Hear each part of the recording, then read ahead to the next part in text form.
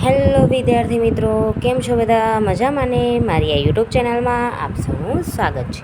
આજે આપણે જોઈશું 11th સાયન્સ ચેપ્ટર 4 રાસાયણિક બંધન અને આણ્વીય રચના. ઓકે, હવે આજનો ટોપિક આપણે જોઈશું અષ્ટકનો નિયમ.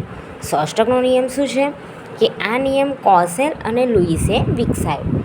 આ નિયમ ખરો ને એ બે વૈજ્ઞાનિકોએ વિકસાવ્યો, એક છે કોસેલ અને એક છે લુઈસ. આ નિયમ રાસાયણિક બંધનનો ઇલેક્ટ્રોનીયવાદ છે. બરાબર. આ નિયમ પરમાણુઓના સંયોજકતા ઇલેક્ટ્રોન એક પરમાણુમાંથી બીજા પરમાણુમાં સ્થાનાંતર દ્વારા અથવા સંયોજકતા ઇલેક્ટ્રોનની ભાગીદારી કરી સંયોજકતા કોષનું અષ્ટક બનાવે છે, જેનો અષ્ટક નિયમ કહે છે. અષ્ટક નિયમમાં 8 ઇલેક્ટ્રોન હોય તો જ આની અષ્ટક પૂર્ણ થાય. જો બતાવો.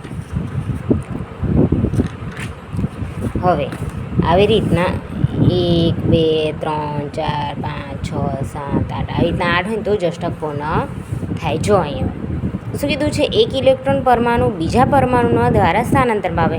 હવે આનો ઇલેક્ટ્રોન છે, આના ઇલેક્ટ્રોન દ્વારા સ્થાનાંતર પામે. બરાબર, એટલે કે બંધ બનાવે તો આ સંયોજકતા કહેવાય. જો એક સંયોજકતા, બે સંયોજકતા, ત્રણ સંયોજકતા, તો આ કેટલી સંયોજકતા બનાવી? 3. તો હવે જો 1 2 3 4 5 6 7 8 8 ઇલેક્ટ્રોન થયા. તો 8 ઇલેક્ટ્રોન પૂરા કર્યા તો એને કહેવાય અષ્ટક કહેવાય. બરાબર. હવે જો 3 બંધ છે એટલે એક ઇલેક્ટ્રોન આનો, એટલે આનો. બરાબર, આવી રીતના જો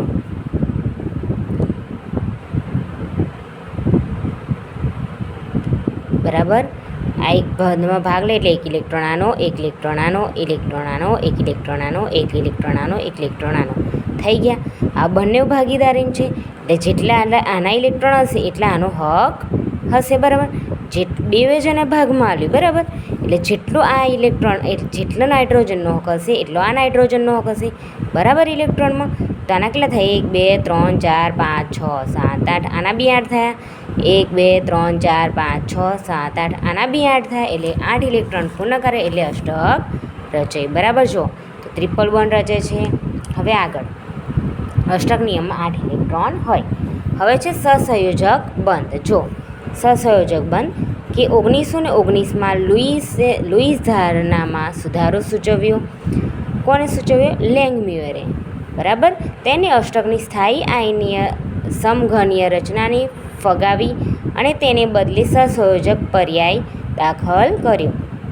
એટલે કે જે આ સમઘનીય રચના હતી ને અષ્ટકની આપણે રચના જોઈએ આગળ, હવે એને હટાઈ અને એની જગ્યાએ એને સહસંયોજક પર્યાય દાખલ કર્યો. એટલે કે સહસંયોજક શબ્દ દાખલ કર્યો.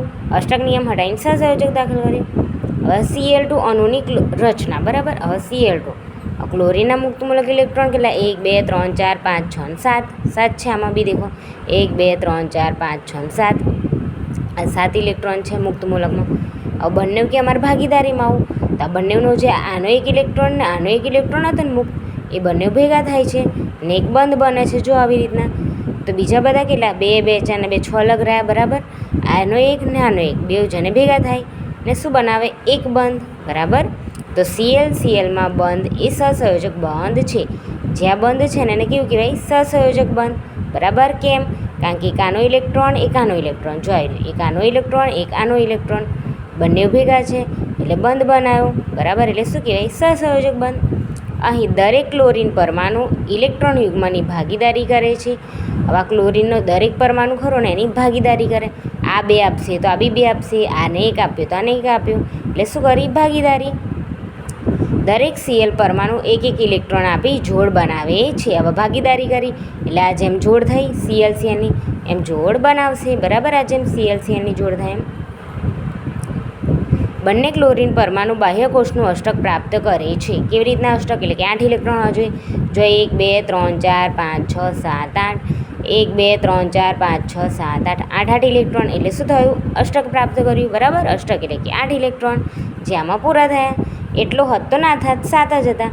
હવે બંને ભાગીદારીને લીધે અષ્ટક પૂર્ણ કરવામાં એટલે 8 8 થઈ ગયા. બરાબર, અહીં બિંદુઓ ઇલેક્ટ્રોન દર્શાવે છે. આવી રચનાની લુઈસ રચના કહેવાય છે. જ્યાં બિંદુઓ દર્શાવે છે ને આ 1 2 2 2 2 આ 1 2 2 2 2 એને શું કહેવાય?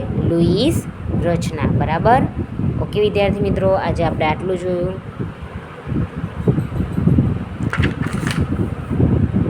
જો તમને મારો આ વિડીયો ગમ્યો હોય તો લાઇક, શેર અને સબસ્ક્રાઈબ કરજો. મળી નેક્સ્ટ વિડીયોમાં. Bye bye.